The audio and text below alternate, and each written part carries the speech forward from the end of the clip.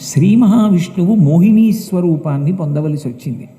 ఎందుకు మోహినీ స్వరూపం పొందాలి అంటే రాక్షసులకు అమృతం దక్కకూడదు. రాక్షసులకు అమృతం దక్కకూడదు అంటే భగవంతుడికి ఏమైనా పక్షపాతాలు ఉంటాయా? పక్షపాతం కాదు. ఎవరు సత్కర్మలు చేస్తూ ఉంటారో, ఎవరు ఎప్పుడూ కూడా మంచి గుణములను కాపాడుతుంటారో వాళ్ళని తాను కాపాడుతూ ఉంటాడు. అది భగవంతుని యొక్క లక్షణం. అందుకని దేవతలకు రక్షణ ఇస్తాడు. ఎవరు ఎప్పుడూ పాడు చేస్తూ ఉంటారో, ధర్మానికి విఘాతం కల్పిస్తూ ఉంటారో అటువంటి వారిని సంహరిస్తూ ఉంటాడు. వాళ్ళు రాక్షసులు. అందుకని రాక్షసులకు అమృతం దక్కకుండా చెయ్యాలి అంటే మోహినీ స్వరూపాన్ని పొందాలి.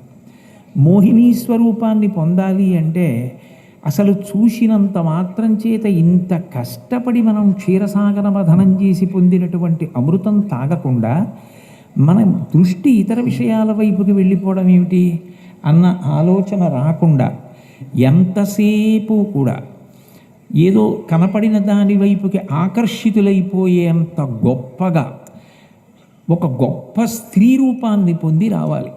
అంత గొప్ప స్త్రీ రూపాన్ని పొందాలి అంటే నారాయణీ ఉపాసన చేశాడు. నారాయణి ఎవరు అంటే నారాయణుని చెల్లెలు.